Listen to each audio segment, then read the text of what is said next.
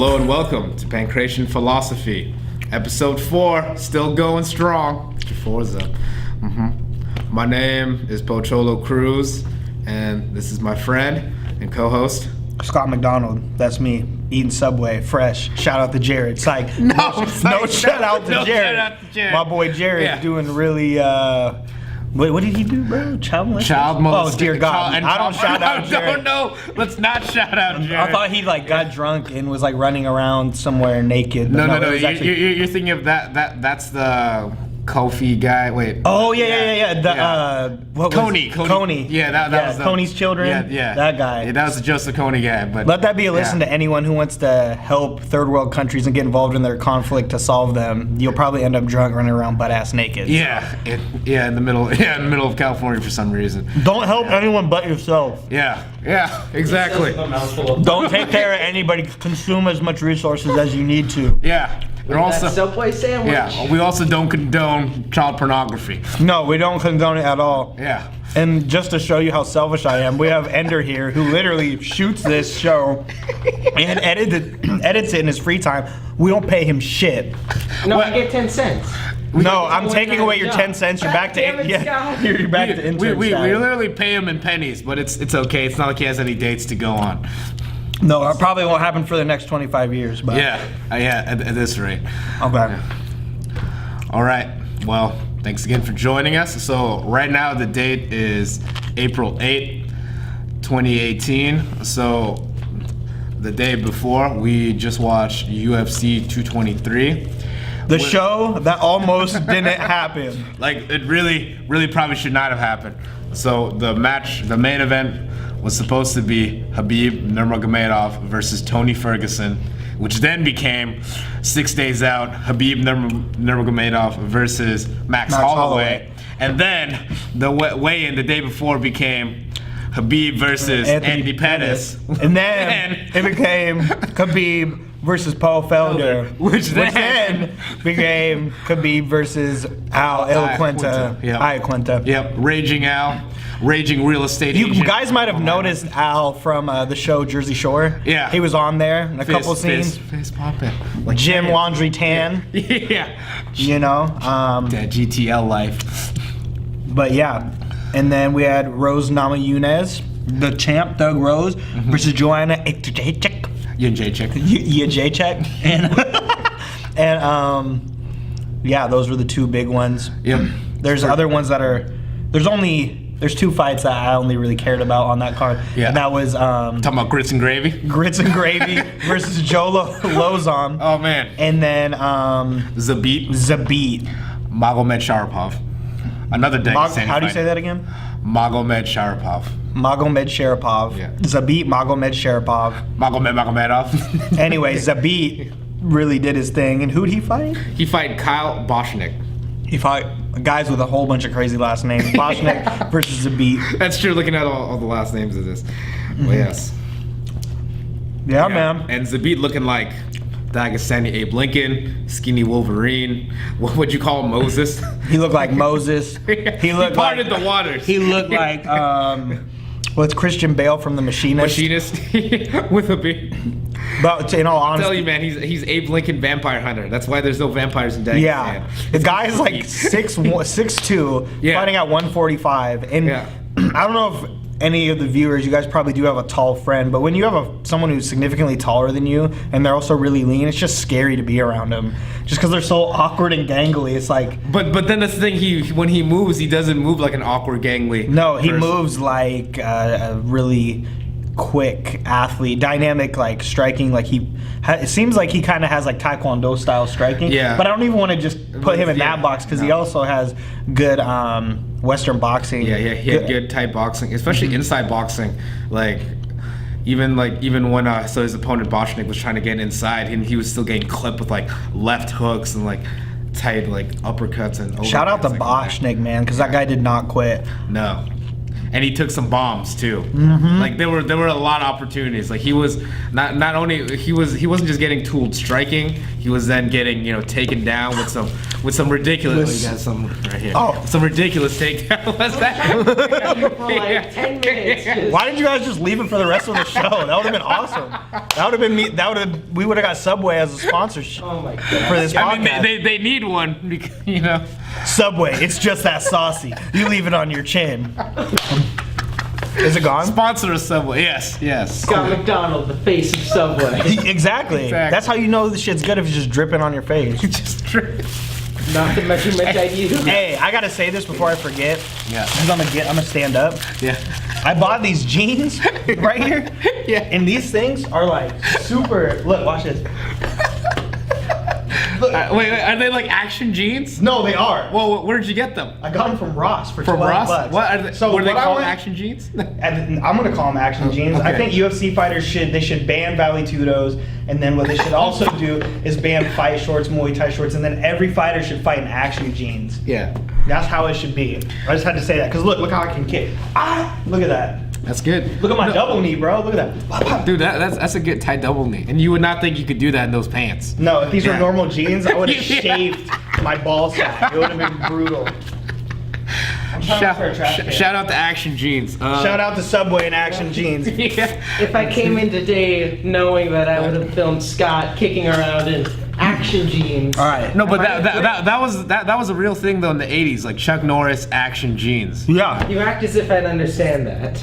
You No, know that's why, Chuck that's why Norris I'm is, though, explaining. That's why I'm explaining not just to you, Ender, but to the audience that there my were God. such a thing as action jeans. Google it, viewers. Yeah. And I feel it should happen. All 6 of you and the one fan in Scandinavia. Lars, shout out to you, bro. Keep the donations coming, keep buddy. it going, Lars. Keep it going, Lars. Well, speaking of donations, we also have a Patreon page if you do want to support us and then maybe pay Ender. You know? Yeah, that's it'll the eventually only trickle way down to Ender will get paid. Yep. Is through donations from the community. Donations from the community. That's Patreon, www.patreon.com/Pankration Philosophy. That's right. Maybe get Ender some money. Who knows? Pay my date. Let's get into these fights though. So we Yeah. talked about Zabit. Yeah. Great performance. That Great guy performance. is someone to watch out for in the Showed future. so many aspects.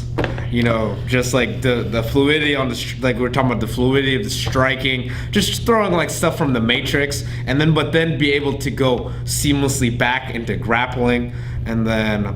I mean, he showed wrestling, showed like an amazing sweep. Like I still can't believe the timing. You know what I'm talking about? Yeah, it was like he turned himself sideways and with his lead leg, Yeah. he just swept out the base. Boschnik. He swept out Boschnik's base. and Yeah, he just totally, which was incredible because that's hard. Try doing that on somebody who knows they're gonna do it to you, but doing it somebody, especially against a guy who's like as tough as Boschnik, as we said, like Boschnik went through so much adversity and still did not quit throughout was still trying to throw bombs like the last 10 seconds. Yeah. Yeah. Boschwick got spinning back kicked right in his dome too at the end of the third round because he was coming forward pretty quickly with like combos to the body and then coming up top, like traditional striking techniques that shorter opponents use against taller opponents. And he came forward and Zabit just gauged the distance and did the spinning kick, and it looked like it kicked him in the jaw. Yeah. We heard it. It was like, Yeah. but it was actually right in the chest. But yeah, Zabit called out Yair. That'd be a fun fight to watch. They're both dynamic strikers, and I think Zabit beats him though. Yeah. Because they also mentioned he was a freestyle wrestler, like champion freestyle well, wrestler. I could see it. You could see it in his takedowns, because it's like Boschnik was a sturdy guy and had good balance, but Zabit was tossing around with the ease that you wouldn't think that somebody of his build could do. Right. Just like the explosion, the quickness, the technique. It was like it was all there. I mean, I think Yair Rodriguez would be a good opponent, or another good opponent. I think. Maybe really test where his wrestling's at, like against like a tough. If we're talking about toughness and seeing, because he kind of faded, towards the third, as good as he did. He did. Yeah. I want to see how he goes against someone who's extremely relentless, like Darren Elkins. Could you imagine that kind of matchup? Oh, jeez. Yeah. Or have him fight like Mendez, bro. Oh man, but Mendez is still off, because he got didn't you know? No, he got popped with PEDs. That's why he's been gone. Oh, Mendez? What? No. Alpha male? Oh, man. no. What? Yeah, that makes perfect sense, though. You wouldn't say, but no, I think Mendez would be a nice option. We don't know who brought PEDs to Alpha Male. Dillashaw. Snake in the fucking grass. Yep. So there's that. Now we had my boy Grits and Gravy. What was his last name again? Grootsmeiker. Grootsmeiker versus Joe Lozon, the tested veteran of the UFC, who made his debut 12 years ago. 12 years ago and beat Jens Pulver. In the first round. Yep. But yeah, he looked good in the first round, Lozon did, but then he just got overwhelmed at mid-range. And it was interesting how Grits and Gravy was, I just like calling him Grits and Gravy, how Grits and Gravy was able to just control him at mid-range and just turn the fight into a clinch fight. He landed solid elbows up the middle, good body shots, and he just had superior positioning throughout the whole fight. Yep. And when you go back and watch the striking from Grootsman, like, it doesn't look like he's hitting him with these really hard shots, but it's actually the accumulation of it's shots. The volume. It's the volume and the pressure. He never, once he got into that range, he was controlling him. He was either moving his head, getting a knee, getting some strikes. He never let Lozon get back into good positioning. And Grootsman had a hell of a chin too. Oh yeah. But Lozon's never been known to be like a knockout artist. He did KO Pulver, but that was really kind of a... He's really more of a blitz submission guy. Yeah. From there, but he just never got into good position. No, Grootsman just wore him down like a grinder. Yeah, like very Carol. Grits Gravy. If you don't know where that nickname comes from, you have to watch the Chappelle Show, because Eddie Griffin. World Series of Dice. Boy, Eddie Griffin. The goddamn dude. He was seven. What did he say? He was like, seven. I bought my mama a house, and I spent the rest on PCP. And the commentators were like... Grootsman was hitting Joe Lozon like he smoked a whole bunch of PCP before he came out there and fought. It was just that real. But no, I respect the mid-range game. And a fighter who has a chin and has good defense and can just continually do pressure like that is the type of fighter I admire, because it's very AMC-esque. We have that style. I mean, we advocate head movement, circling, feints, but when we get into the clinch, we really want to dominate. Like, that's what, hats off to Guzman. Like, he said he really needed that win, and I look forward to watching him fight in the future.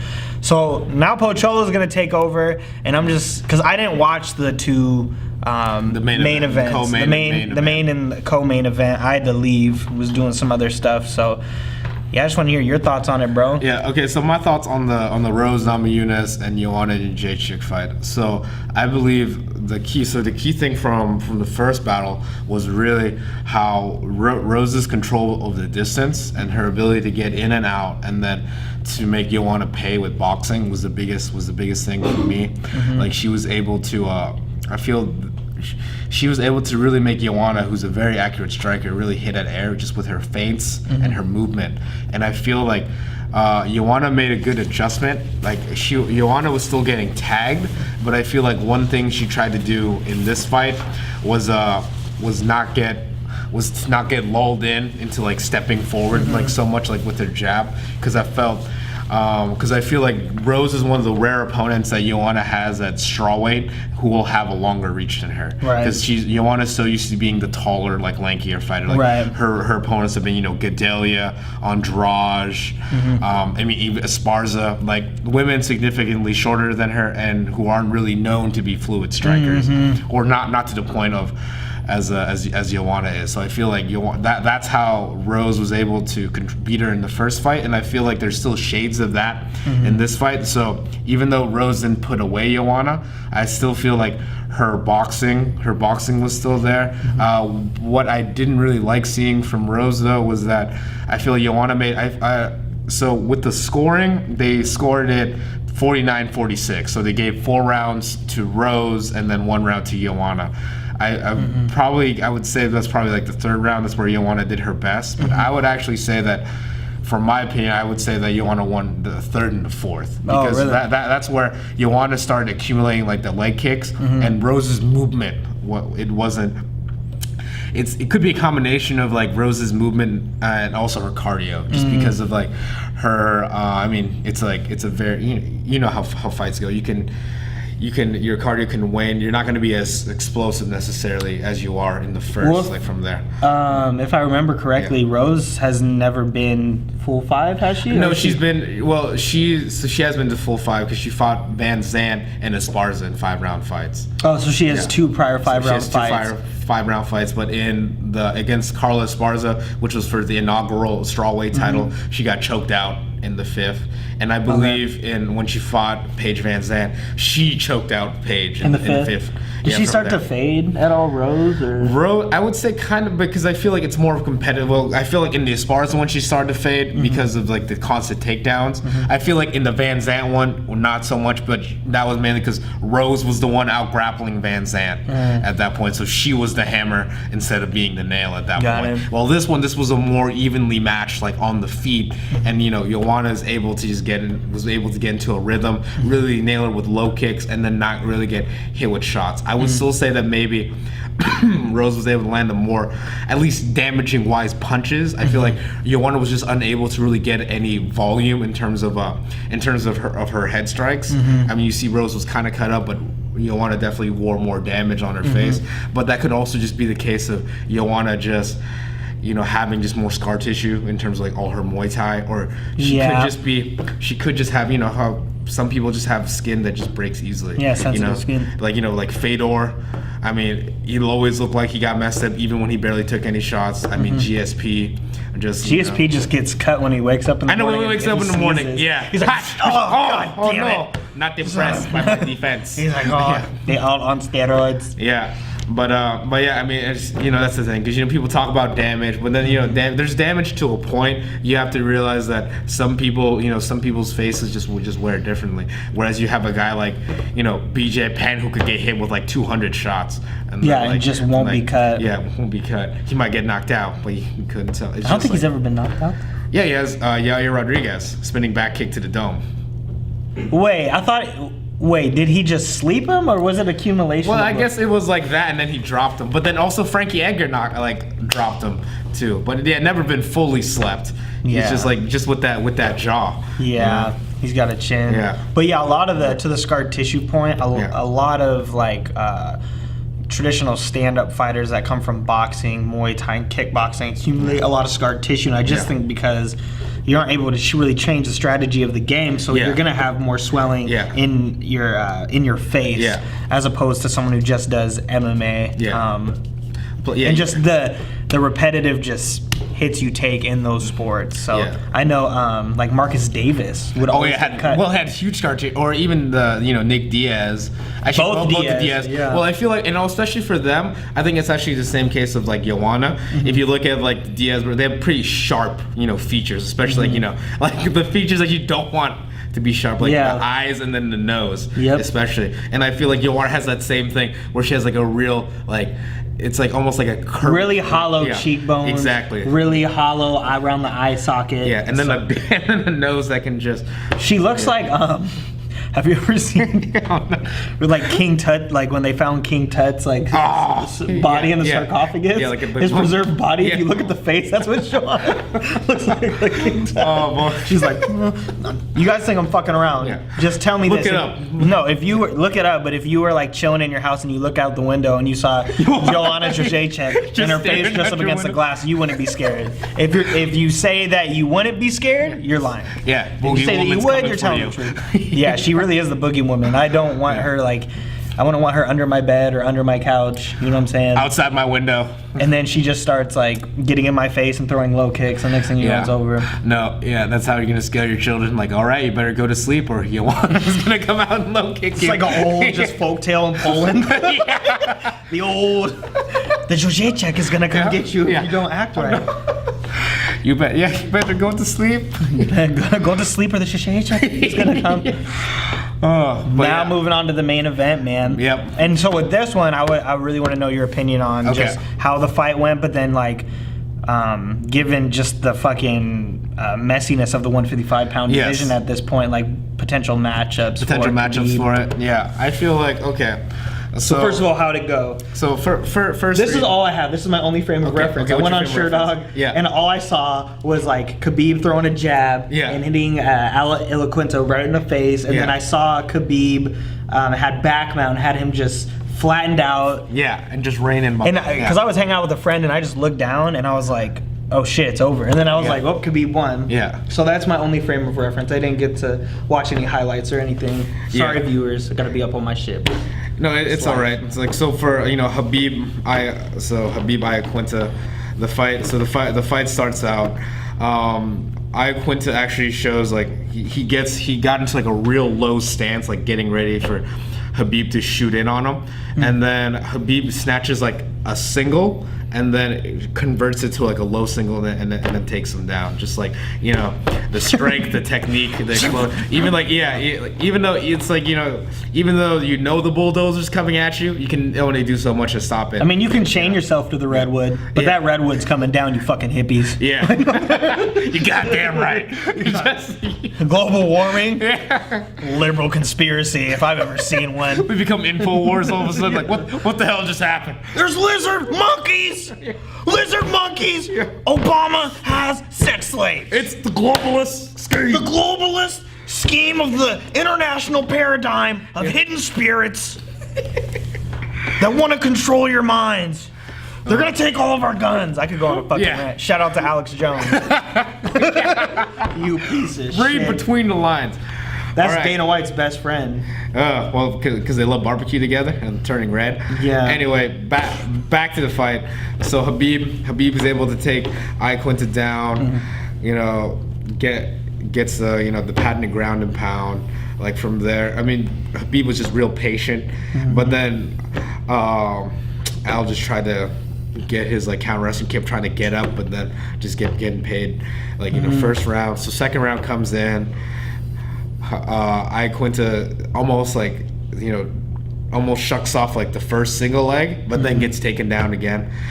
Like from there, kind of more the same, like really controlled on the ground, more ground and pound, like back mount.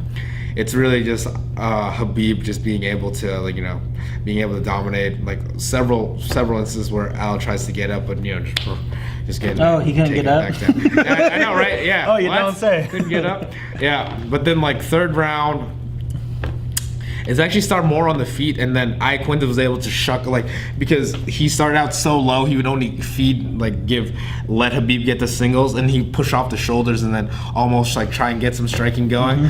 But then Khabib would just like stand like almost like really what Iaquinta was looking for was like a big right hand bomb, but then of course that's really all he had. Yeah, exactly. And then but really he only caught him like maybe single digits. Like maybe not even like who Iaquinta? Like, yeah, Iaquinta did like catching. Yeah, but then like Khabib, was able to jab. I mean, not like the best striking, but I guess like Iaquinta was probably just so tired already just from like the wrestling, and I don't know if like Khabib was also tired in terms of that, or if he just decided what made him like focus, because the third and fourth round were mainly like stand up, like from there, and then also like a portion of the fifth round too was standing. So I don't know if that's just a gas tank thing, if just wanted like to stand with them, or maybe it was just like a tactical thing, like from there. Was Iaquinta gassed though towards the end? He was gassed for getting control, but he was like still trying to throw bombs, but he was just getting clipped.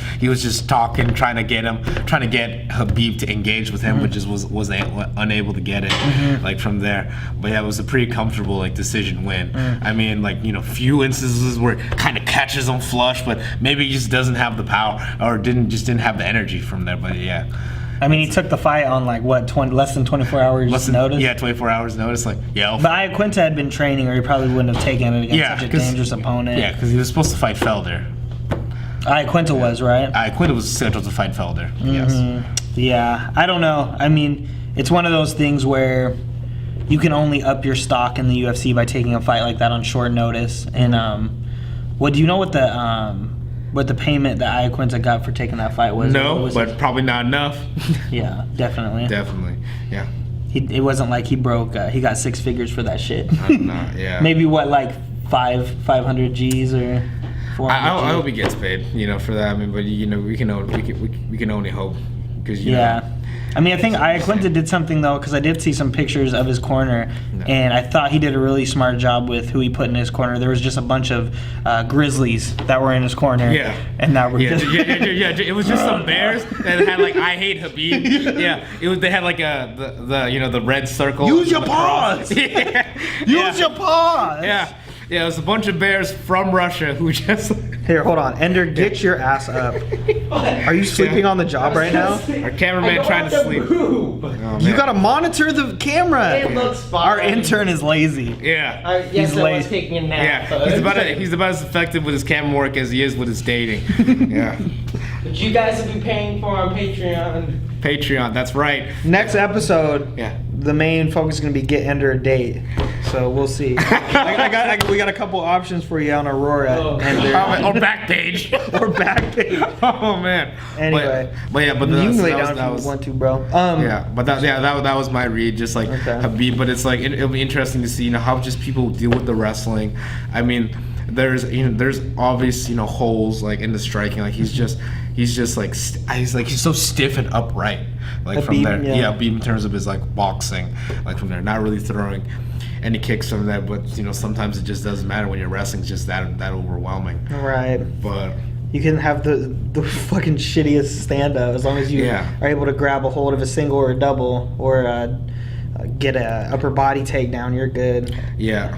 And it's just similar, to what we're talking about, how, people talk about well-roundedness. I mean, that is true to a point, but at the end of the day, like, how you win is you get people into spots where you're better than them or you're in a power position, and they're unable to really do something. Well, the thing that is really interesting when you watch guys fight Habib is they're just so overconscious of the takedown that they're not able to let their hands go in a meaningful way. Yes. So he's able to really get away with subpar stand-up. Not to say his stand-up's awful, but it sure is lacking a lot of basic foundations in terms of like turning over on his punches and just having anything that is close to, I would say high standard like kickboxing, and that goes for the rest of MMA though. But it's like that's true. And like we're not just picking on Habib. We're just saying like if it was just tit for tat, like striking versus striking against like most of the fighters that he fought, he would not have won like that battle. But it's not a striking battle. Well, he did it to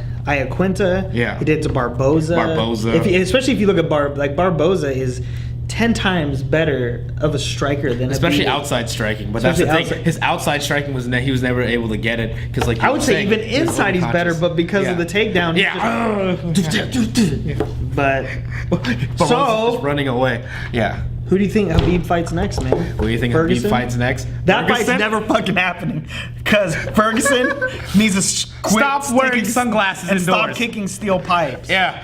Oh man, yeah. Ender, if I ever catch you kicking a steel pipe trying to strengthen your shins or kicking a banana tree, I'll flip out. Don't do that shit. Yeah. Leave the trees alone, leave the pipes alone. That's dumb. Movie. Yeah, no, it's you know what else they do in movies? Drugs. Yeah. You know what else they do in movies? They kill people. Yeah. You're just gonna kill people now, You're just gonna kill people in God, that escalated. I was gonna say also drive, cars through buildings. Oh yeah. Where are you just gonna? You live your life like Fast and Furious. Have you seen the other guys? Yeah. Try to jump off of a They're building. trying to jump off a building. Aim for the bushes. Yeah, don't aim for the bushes. Yeah. I don't know, dude. Habib and Ferguson. So here's an interesting point. Habib doesn't want. I think Habib is probably gonna fight until the fall. What I want to see I want to see Ferguson fight. Maybe in the summertime once he heals up. There's a lot of good options. Habib Ferguson versus. They're talking about. This is just one media guy, but one matchup I would like to see: Ferguson versus Nate, and then winner of that versus Habib, or possibly, maybe some Irish gentleman versus Habib. Yeah. And that's a good segue because I'm sure no one really gave a fuck about the fights last night, unless you're MMA purists and supporters and participants like us.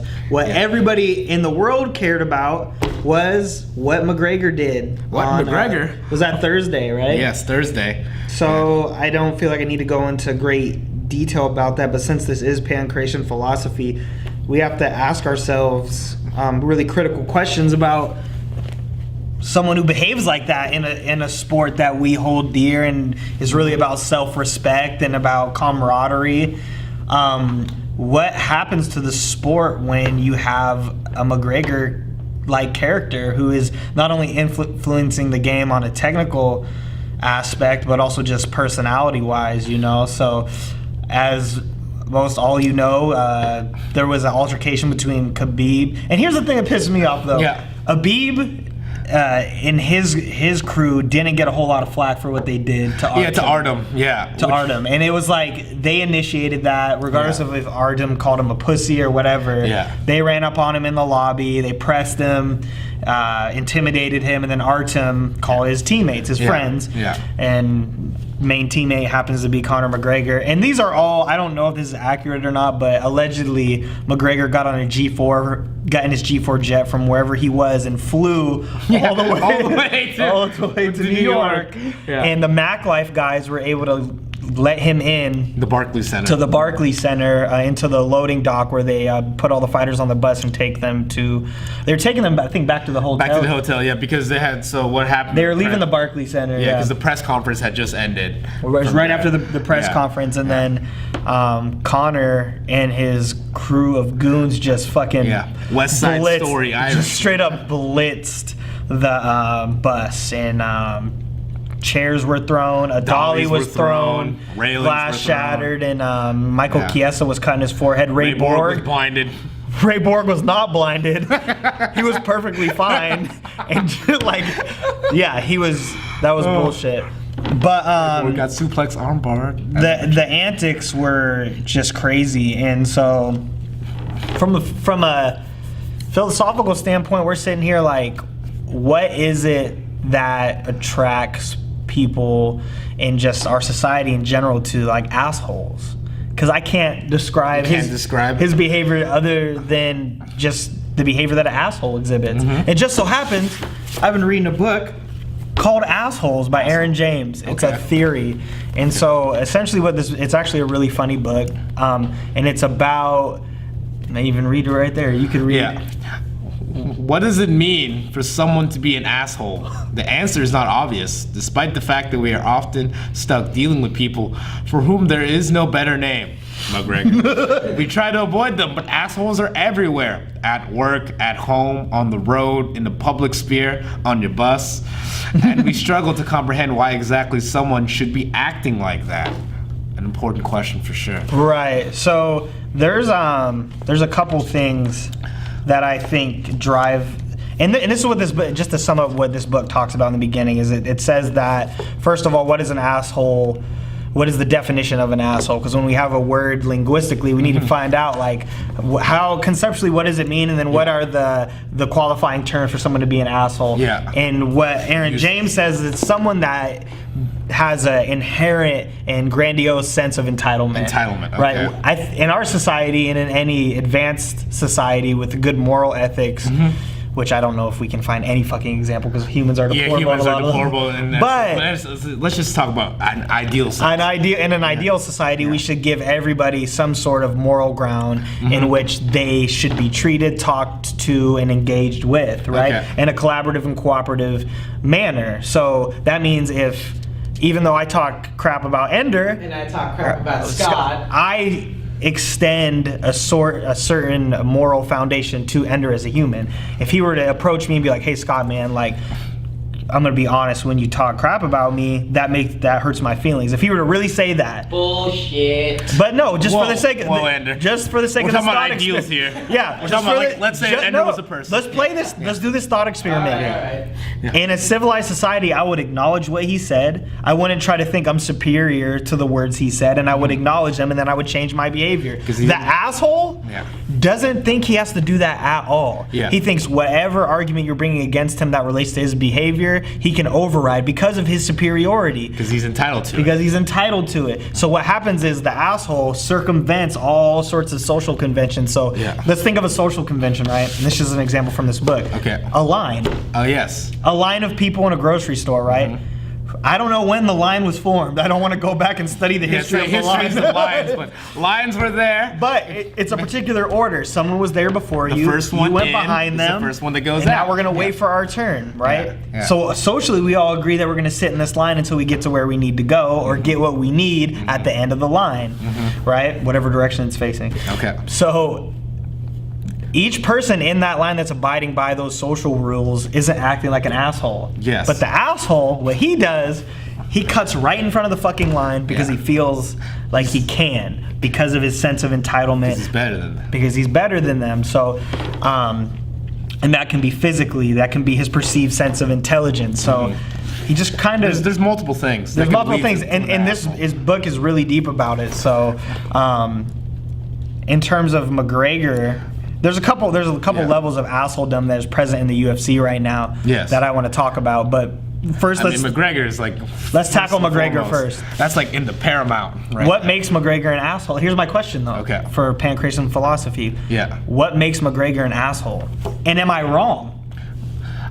Or is the assertion in this book about assholes? And we're not talking about like... Obviously humans are complex, so I could do something really fucked up one day and then something redeemable the next. But here's the difference. That doesn't qualify me as an asshole. But an asshole is someone who will not change their behavior because that's the way they are. The sense of entitlement. The looking at someone from a downward position, not acknowledging the way they're feeling, the way they think, and feeling because you're in a particular position that they can't contribute in any way. So, what makes McGregor an asshole, or is he an asshole?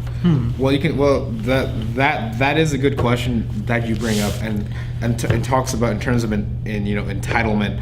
And in terms of how one presents themselves, there's definitely that sense that you can just take a look at his actions. I mean the actions that we already talked about, like the willingness to go out of your way to attack a bus, not caring about the occupants inside, ending up getting collateral damage. I mean, that's the most recent one forefront. But then also just take a look at the action of winning a title. Which he won like 500, almost over 500 days ago in 2016, and then never defending it, never feeling the need to that, jumping to a whole different sport, and then making an absurd amount of money, for sure, but then never feeling entitled. Oh, that's what other fighters do. Going back and towing the company line in terms of that, and. Yeah, and I definitely see like there's definitely like asshole behavior in terms of that, feeling that he doesn't have to do those things. And I think just the sense of it's that fine, but it's that fine line between like what is confidence and then what is arrogance in terms of that. From there about how he sets himself, because at the same token. He wouldn't be at the level he is without holding himself to that regard. You know what I mean? Like I feel like yes, that there is while assholes will put themselves in the front of the line, at the same token, like who then is at fault? I mean, yeah, the assholes are at fault for putting themselves in the front of that line, but then why do the people like behind the asshole let that happen from there, or why does society reward the asshole? Because I feel like that's really what's happening too, because like McGregor started asking for more, being entitled, thinking all this, but then he was being rewarded for it, and I feel like that reward system, like that society or the UFC was like rewarding him for being an asshole, like from there, just from all the previous action, like throwing water bottles at a press conference, like showing up with the Nate Diaz incident, always showing up late, never defending the featherweight title, having to be like he's having to be stripped of 2 titles already, his featherweight and lightweight title. Yeah, he's the first one to become, concurrent champion, but then he's also the first to be stripped of like 2 championships. Exactly. From there. So, yeah, it's like I feel like yeah, there are assholes, but wouldn't you agree that in this society that assholes are rewarded, or it's almost that there's really like what's the negative drawback to be an asshole? That's a good question. I think not only. So anyway, why do I think it's rewarded is what you asked me. Yeah, why are assholes rewarded in this culture, or just in society in general? Well, It's there's a lot of layers to it, but I think within our social fabric, we have to go back to a lot of things like. We're conditioned in our society to be less collaborative than other societies. So I'm comparing American society to society like, as opposed to like what would you say? Well, like even if we look way back in our past, like indigenous egalitarian societies, and we're more, obviously more technologically advanced than those societies, but there was different values, and I think within each culture there's a certain set of values. In our culture, it is really about just American culture domination. And so when you have like a McGregor character or a Trump character, the way they insert themselves on their environment, although it isn't rational and it's rude, it's disrespectful, and it kind of is just unfair, those people just create a path. Right, they create a path because they get a lot. Yeah, they get a lot of attention. Yeah, they bring a lot of attention, and there's some arguments that say that's just a part of our species, but I think there's much more evidence to suggest that we're way more collaborative. But in terms of where we're at now with like the UFC and pay-per-view buys and large fan bases, there's something about the viewers and people who are a part of the MMA culture that want to see that like the trash talk and like the back and forth, because it is a microcosm for the actual physical fight that's going to occur. And I like the verbal judo, but I think there's a line to it. But I think you like the verbal judo when it's an additive. It's like how the way I see that, the trash talk and that aspect, or the debate in terms of trying to one up. That's not the forefront. I feel like that's fluff essentially. Exactly. That shouldn't be the focus. Is that what you're saying? Yeah, because that's how I look at it. Like I don't mind like the trash talk. That's fine. But when people like pump it up to like like almost an enhanced sense of what it is. Right. I feel because there's a part of it is the psychological battle of fighting. Yeah. Right. Which has always been there. That's been there before MMA. But here's the thing: Ali, right? Was Ali not a infamous trash talker, a brash, eccentric athlete? Yes. He wasn't an asshole though. What would you say was the difference? I would say because here's the thing with Ali is Ali had a respect for just social conventions, and he also was a radical activist and just empathetic person overall. I would say McGregor has some of those traits, but more so he wants to just impose himself on the entire company. So it's fuck every other fighter. It's fuck anybody else that's trying to get in my way. And I am so big now that even the law, I'm above the law. And you've seen it recently with him, like what he did in Crumlin, where there was that altercation he got in with an Irish mobster, just reckless, right? And you've seen McGregor when he walks into venues now, it's almost like, I'll do what I want, I'll go where I want, I'll hop inside of a cage and slap a referee. Ali never did anything like that. So there's a line between verbal warfare, asserting yourself, and domination. It happens, but there's a line. And I think Conor's crossed it, and I think he embodies all the traits of an asshole, and there's nothing at this point that is redeemable about him. The same thing with John Jones. I'll say with John Jones too. Yeah. John Jones is an asshole. Definitely an asshole. And as martial artists, we don't have to make excuses for that behavior, because we want to preserve the humble, hardworking, and spiritual aspects of our sport, because there's already so many negative assumptions about it. But I would say that's what makes Conor an asshole. Yeah, is just this.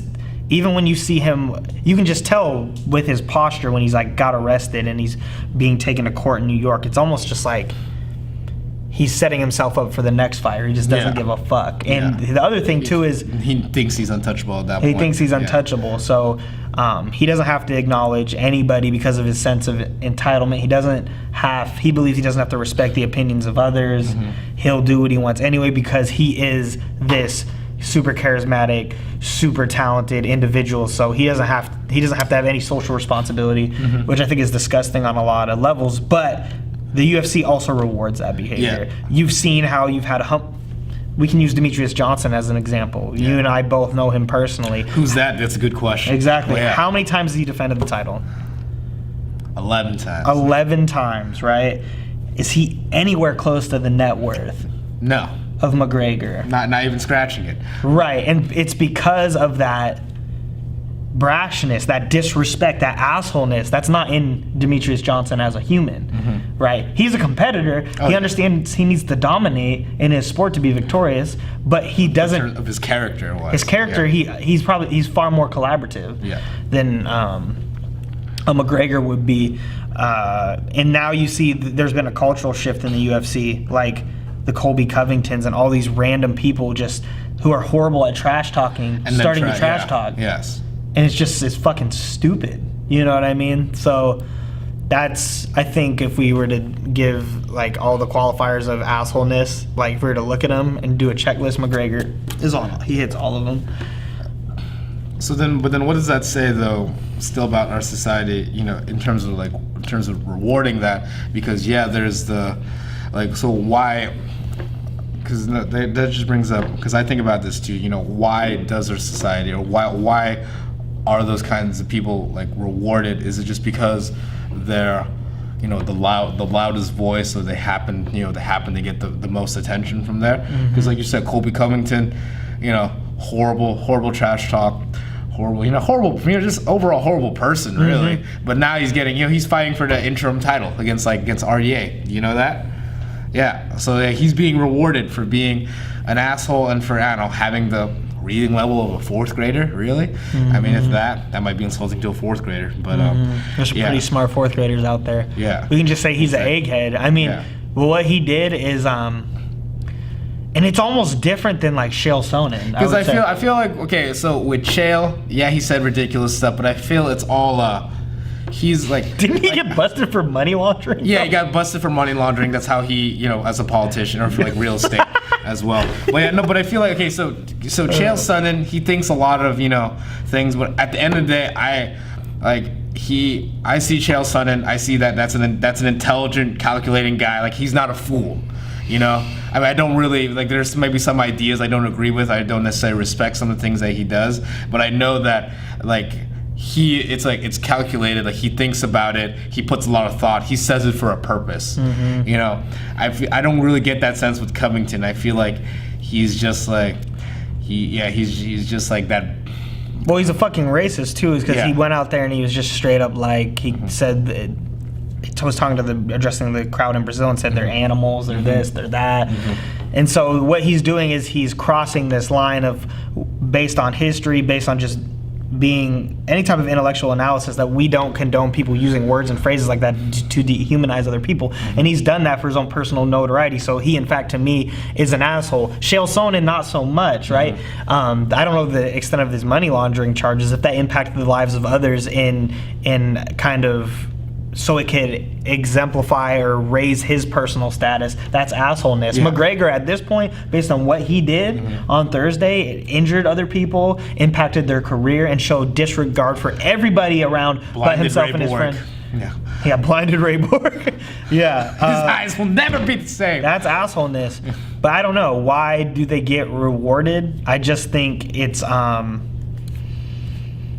hard. There's no simple answer for that. I just think that has been our example in American society, whether it be the military, whether it be economics. It's all about ensuring maximum profit and not really thinking about the impacts of what we need to do to get ours, right? Yeah. People like, oh yeah, the ends justify the means. They're willing to overstep the line because they know no one's going to stop them from doing exactly. And so and that's perfect. I'm glad you said that, because it makes sense why some of these moguls and kind of like cutthroat ruthlessness, we're kind of apathetic. We're in. And were sympathetic and actually gave dollars to support fighting. Think about Donald Trump and how he was in boxing. Think about Don King. Yeah, there's so many other. There's something about that just attracts about fighting, about these kind of people. Right, that's true. And it's not, you can't just like because there's so many different humans involved in fighting. You can't just, and cultures also dictate the way fighting plays out. Like we know that.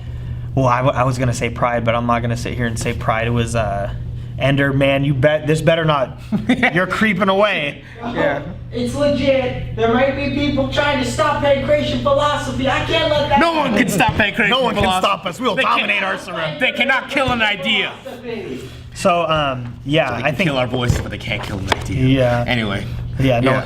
Hope no one You're tries to- talking about pride though, and like, what do you think? Like, Well, I had to catch myself because I remember hearing there were like the it's fucking really Yakuza. funny by the Yakuza. but still, I know I get what you're saying. Like at that point, like the fighting was for pride. I feel like the Japanese culture, in terms of it, really, it's not about the. I mean, that brashness is thought of, but what's more important was like the warrior spirit, in terms of like they like losses, like you could still lose in Japan, but they would still bring you on if you showed yourself, if you showed good character in that Right, and think about it, like, and there was always exceptions to the rule, but like I just thought about McGregor when he was talking to Mendez, and he's like out at that press conference, the one for when he was supposed to fight, what's his name? Aldo? No, Rafael. Oh, Dos Anjos? He's supposed to fight Dos Anjos, and he like turns around and looks at Mendez and is like, "Well, when I hit you, you curled up like a bitch." It's like. Yeah. You don't need to.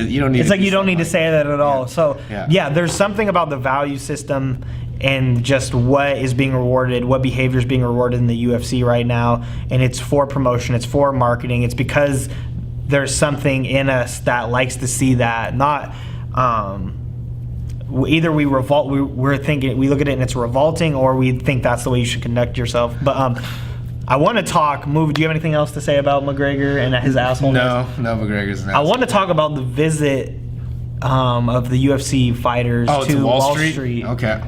I just want to know. I have a lot of fucking crazy thoughts about that. Okay, and actually an excerpt from this book. Oh, okay. I think it relates to what we were just talking about. Is like the whole dominating. And then overstepping the line to get. I mean, that's what Wall Street is. Yeah. What Wall Street is just a bunch of. It's just a collection of the largest organized crime of white collar criminals. Exactly. And what do they thrive on? The law of maximum profit. Yes. And so we have all sorts of really disgusting things that are profited upon on Wall Street and are publicly traded, and some of that is actually student debt. Think about commodities that are traded on the market, and we know green energy is making a come up right now. But also we have like big oil companies that are public, and stocks are being traded. But they're just look at throughout history. That's how that's how the electric car got killed. That's how all these green energy sources get killed. So it's literally. If dominate, like the principle of domination, especially in an economic context, what it says fuck everything, even that which gives you life. Yeah. Fuck other humans, fuck the planet. That's true. Get money. Fuck bitches. Fuck bitches. No, it's like, fuck bitches. No, but they're literally fucking the world over just so they can get profit. Right. But that's the thing. It's like it's gone to the sense where they don't need to think about the world. They're just thinking about themselves at that point. Because it's not like people go out of their way to be inherently evil, at that point. But they position their goals where they don't have to empathize, or they don't have to sympathize. No, because what you've done is you've quantified. You haven't qualified. You've quantified just life in general. Yes. So how much it's worth. How much it's worth, and it's like then what you do is you take the externalities of a business decision, even if that's human life, that's an ecosystem, or that's just keeping communities together, and you go, well, that's an externality we're going to have to accept. So we can uphold the maximum amount of money we're going to make on our investment. Yeah. In the book actually talks about this.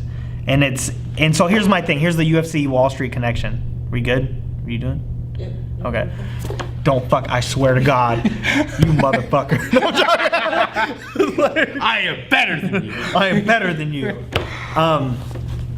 What you have here, and even it's awful, dude. Did you see any of the excerpts of those fighters on Wall Street? No, dude. but you were telling me about what Tyrone Woodley said. He's like, I'm gonna ring this bell, and I'm gonna ring my opponent in the cage. Dude, hold on. I want to pull it up right now. Let's watch it. And for the viewers at home, you can pull it up too. That's so cringy. I mean, we're talking about bad trash talk. Let's see here. UFC on Wall Street. I posted on DJ's Instagram. I was like, oh, what is this mouse on Wall Street? Where is it? Oh, you can't find it. I can't find it. It's okay. It's cringe. God damn it, Scott. You shut up, Ender. UFC, Wall Street. Yeah, but when Woodley said that, I was like, bro, Stop. just stop. Don't. No more. Video, Wall Street on alert. Yeah, well, fuck it. It's okay. You can look it up. Yeah. 6 champs. Here's an article on it. Okay. Who were those champs? So, 6 champs will ring the bell. So it was Woodley, DC, Stipe, DJ. Was Whitaker there? Mm-hmm. And then who else? Oh, Amanda Nunes. And the stock market's fucking tanking right now because of Trump's tariffs on China. They're just like, yeah. But it's this section from the book kind of talks about the ultra competitive nature of Wall Street and how we don't focus on like collaborative principles. And here's the thing about, I kind of have like an anarchist view of martial arts. This is how I think about it. Okay. I think if I make you better, I'm gonna get better. Okay. If I dominate you and beat you every time in practice, I'm not getting better. Which is what happens. So what I have to do is help you raise your level of performance by making you better. I make myself better, right? And that's obviously something that isn't talked about a lot. Yeah. Very rarely do you like do the fucking embedded or the all access UFC shows highlight all the different training partners. I mean, it takes a good athlete to point out all the people that made him better. But that's really what it's about. No, but that's how learning occurs, you know, or that's how. Yeah. I feel like that's a good point you bring up, because in martial arts you don't just grow alone. You grow with others, and others are essential to your growth. Exactly. And I feel like that collaborativeness is important, you know, because it's. Well, you become, you know, who you surround yourself with, right? And if you're in a good, I feel like right now I'm in a great training environment because I have people, you know, not just like yourself, but people who are of open mind and also willing to share their techniques. They're willing to, they're really willing to grow in themselves and understand it's not just about winning, it's about overall growth. And I agree with that notion too. I feel like if you do something and I ask you, you're willing to share on me, and if I'm able to do something that gets success and you ask me, I'm very open to sharing it with you, because what do I have to gain by hiding it from you, and what do you have to gain by hiding it from me? It makes no sense. It's like, no, these are all mine. You're wrong. You're wrong, Pocholo. Yeah. If you're an economist, what you should do is hide everything. Hide everything and run. Get the money and run. Fuck everybody. What do you do with the magic bean? So I think the whole UFC thing and the Wall Street blend is really about ultra competitiveness and domination. And this excerpt explains it better. From this book, explains it better than I can.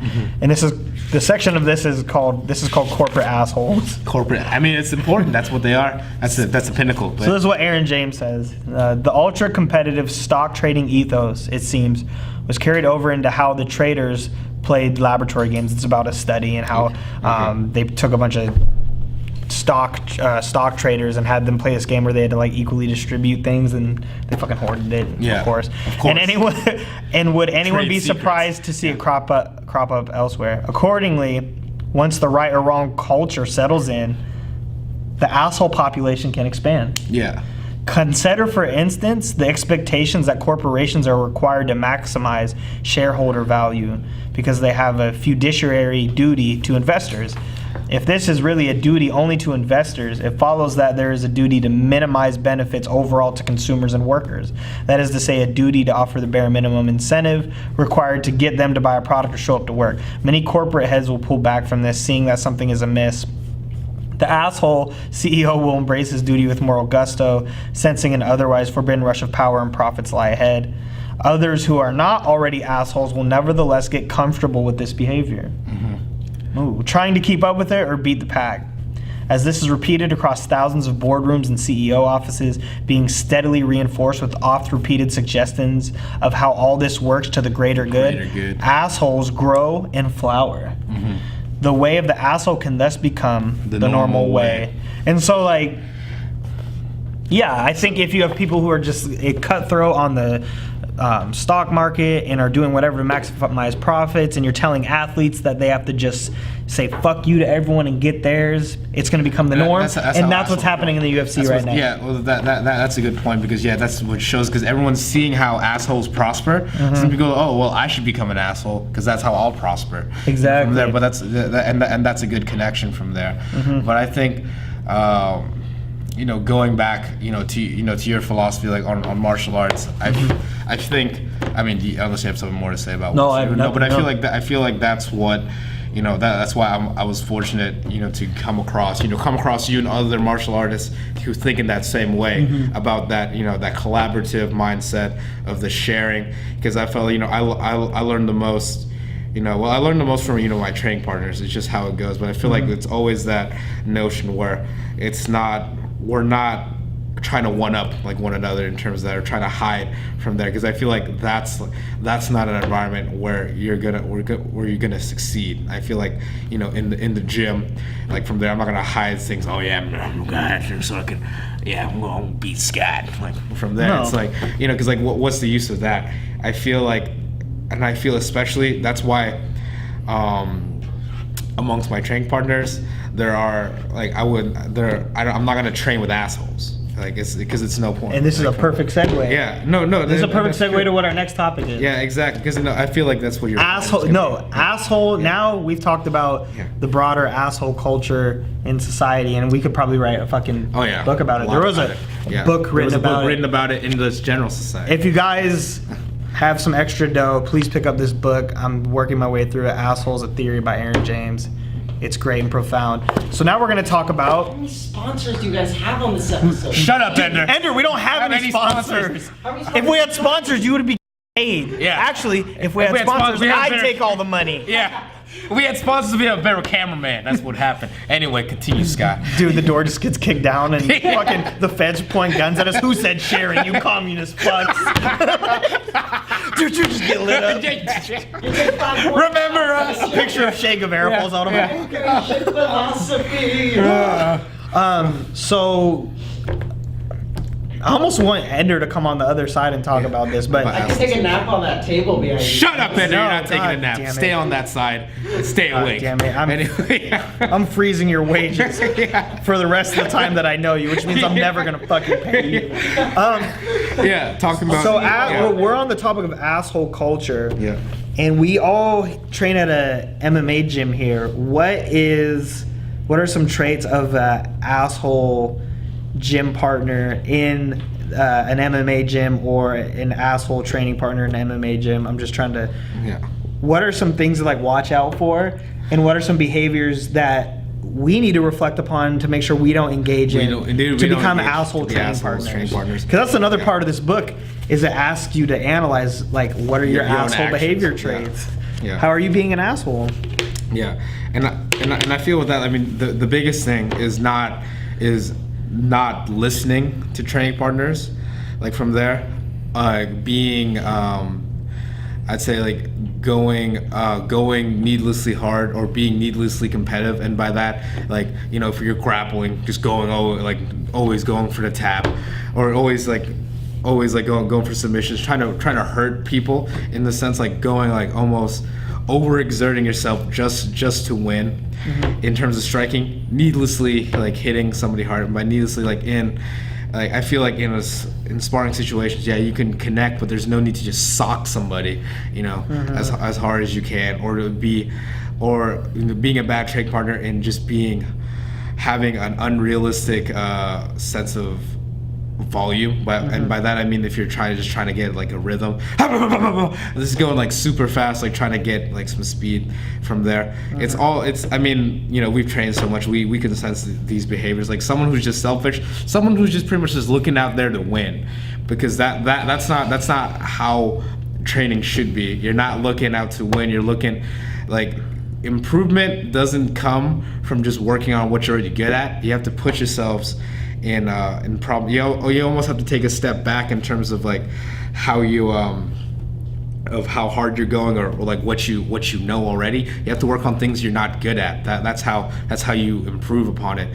But I feel like an asshole is just gonna be there like, oh, I'm gonna be here, I'm gonna hit that guy, I will sub that guy, he went down like a bitch, from there. It's just like someone who's just there for themselves, who's very egocentric and is not there to help others. I think that's the biggest thing, because they're just able to help themselves. But the funny thing is, it's hard to help yourself if no one's willing to help you from there, because that's how I feel. I feel like the greatest point of growth was like I had good coaches, I had good training partners. I was in an environment that allowed me to grow because I had people that were able to show me what I was doing wrong, whether it was an instructor telling me, oh, you need to do this better, or a training partner, oh, I see you doing this. I feel like that it's that collaboration. I mean, I am one person, but me as a one person grew because of all the people that I interacted with. I interacted with you. I mean, maybe even I interacted with Ender, and then somehow got some growth like from there, because that's how it occurs. Because that's good training partners benefit other good training partners, whereas an asshole benefits no one, especially themselves.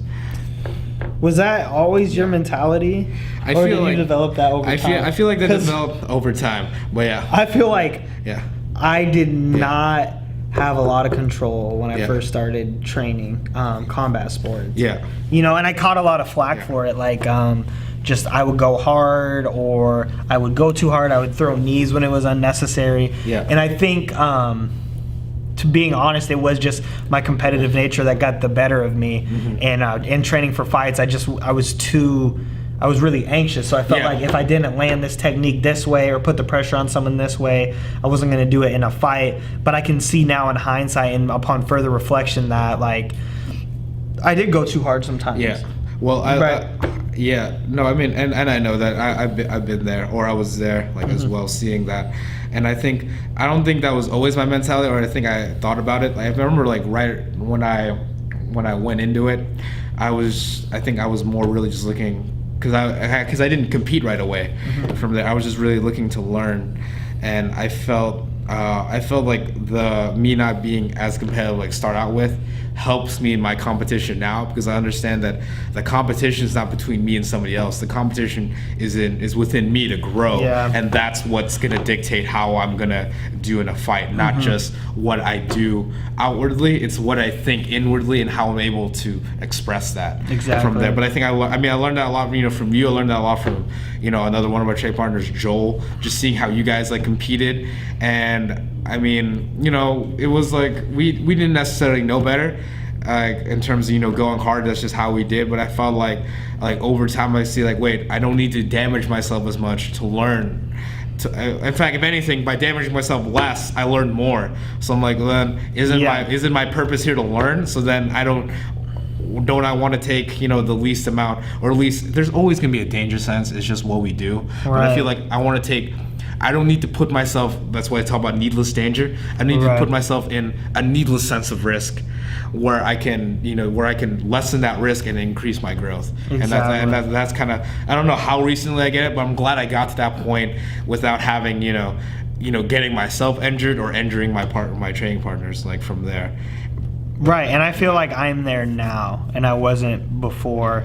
And one thing I will say that makes someone an asshole training partner is if they're intentionally trying to hurt you in training, or they're intentionally picking it up when you're tired, or cranking on something too hard. It's just at that point, it's just all about the ego, and you shouldn't train with that person. If you know people like this, I'm telling you, and that's where you need to drop your ego. If you're gonna go with someone that is gonna possibly concuss you or hurt you, you shouldn't train with them. Don't train with them. Don't train with them at all. And then just use some micro social power and avoid that person, and then everyone else will start avoiding them. And because here's the thing. Now we know, and the science backs that training hard doesn't necessarily give you the progression that you need. It actually delays it. And there's no proof that if you get rocked in the gym, it's gonna help your ability to recover from getting rocked in a fight. It actually lessens it just based on like getting concussed and things like that. So first of all, like, if you're gonna pick it up on your training partners, it shouldn't be with heavy shots. It should just be with pace. Yeah, it should just be pace, explosive, but it should be controlled. And it took me a while to learn that, and now I'm trying to refine that in my training sessions.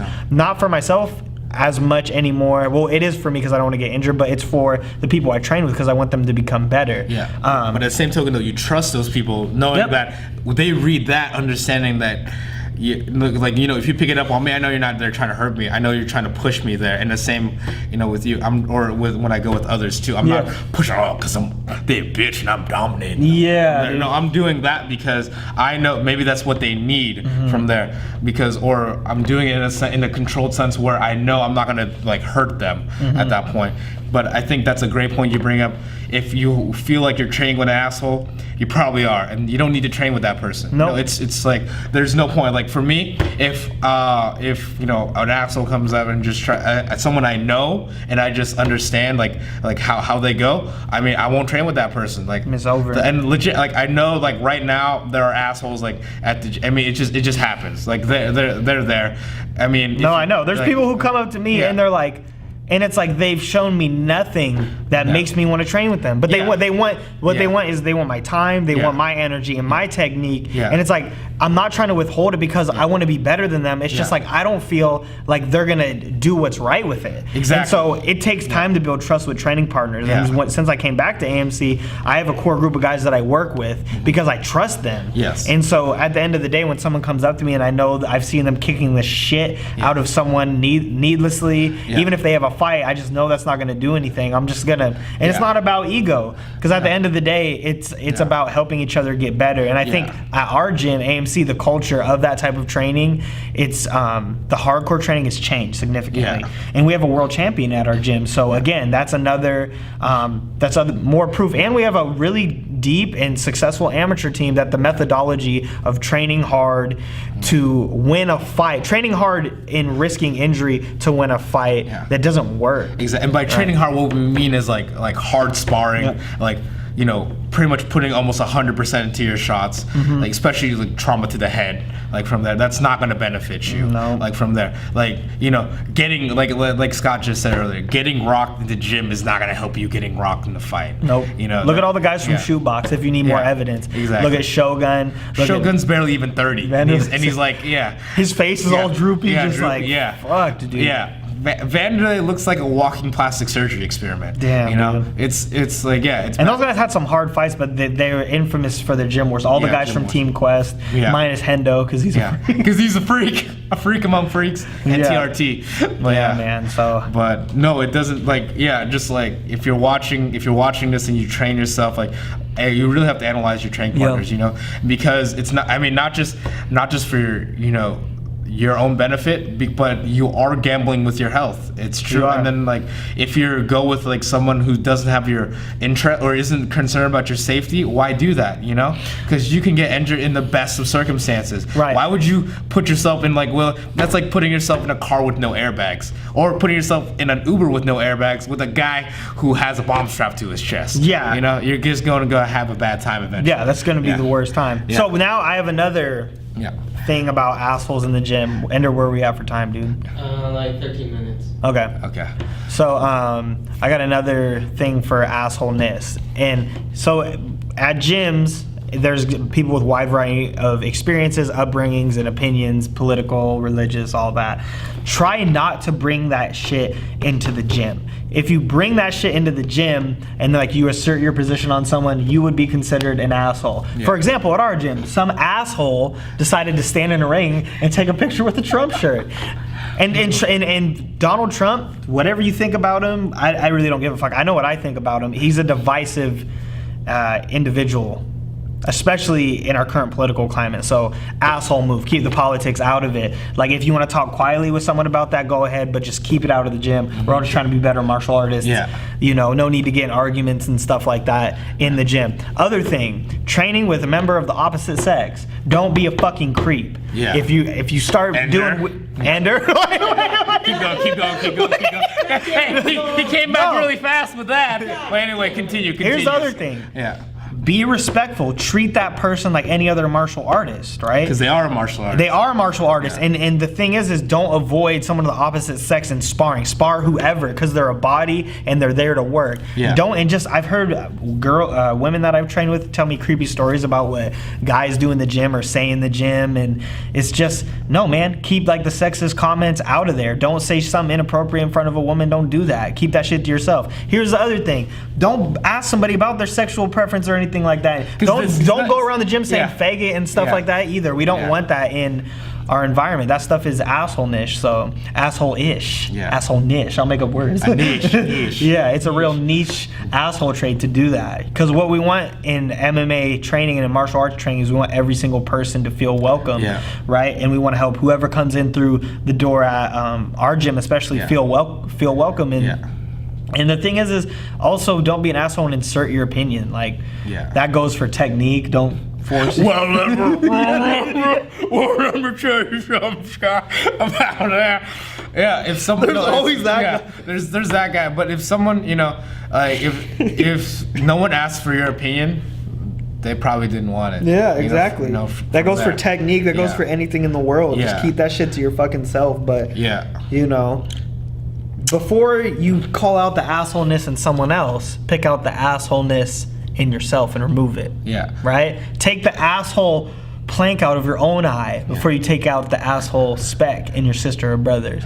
So everybody, our lesson for today is don't be an asshole in the gym. Don't encourage or glamorize or worship asshole behavior in our society. Let's try to call it out. Let's try to do better ourselves, especially in the MMA world and in MMA gyms. Let's make them welcoming environments where people of all ages, races, creeds, whatever sexual preference or gender identity feel welcome. I don't care. If a transgender person were to come in and train, let that person come in and train. You know what I'm saying? Let it be what it's going to be. And really just check, look into yourself. It's like, how would you want to be treated that way? From there, or like what makes you, why would you treat someone like that? And I feel like, and also back into what you're talking about, and when people ask you for your knowledge and stuff like that, and just understand like what that person would do with it. I feel like if when you're trying to be part of a team, you have to understand like you can't.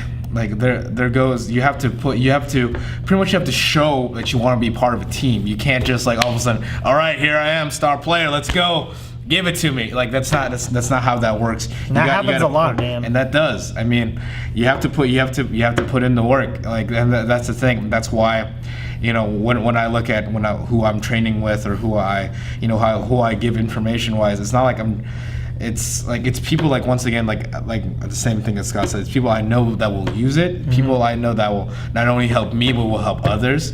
In terms, it's like it's people I trust. Like at the end of the day, and I try, because they're not just good martial artists. They're good people, and that's the thing at the forefront. If you're a good person, that should go out throughout what you do from there. So I think, at the end of the day. And that's why I don't show Ender any of my techniques, because that guy is going to use them for wrong. He's going to commit crimes with them. Chokes me 3 times. That's why I just don't trust Ender. And if anybody better than him. If anybody meets Ender at any martial arts gym in Washington, don't let him train, because he is an asshole. He's an asshole. That's the lesson of